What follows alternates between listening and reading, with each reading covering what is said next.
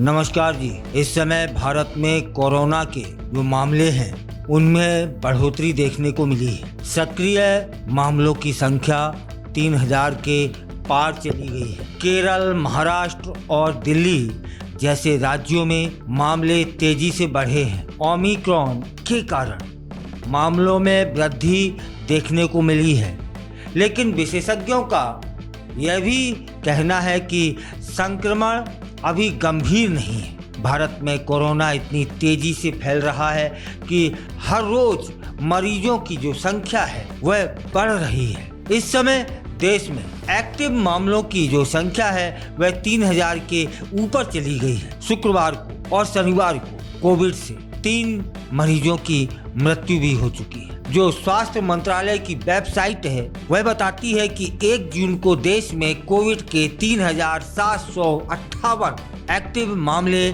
दर्ज हुए, जो कि पिछले सप्ताह की तुलना में 1200% की वृद्धि है। भारत में कोरोना के सबसे अधिक जो मामले हैं वे केरल से सामने आए हैं। केरल में इस समय 1400 एक्टिव मामले हैं। सिर्फ एक दिन में वहां 64 नए मामले देखने को मिले। इसके बाद महाराष्ट्र का नंबर आता है, फिर दिल्ली का, फिर गुजरात का और कर्नाटक में सक्रिय मामलों की संख्या सबसे ज्यादा है। लेकिन स्वास्थ्य विभाग साफ साफ कह रहा है कि अभी ज्यादा चिंता करने की आवश्यकता नहीं है। सारी जरूरतें, सारा जो इलाज उसमें चाहिए पर्याप्त है और सारी व्यवस्थाएं सुचारू रूप से कर ली गई हैं। हालांकि विशेषज्ञ यह भी मानते हैं कि संक्रमण अभी गंभीर स्थिति पर नहीं पहुंचा है, इसलिए चिंता की कोई बात नहीं। ICMR के जो प्रमुख हैं डॉक्टर राजीव बहल, वे कहते हैं कि पहले कोविड-19 के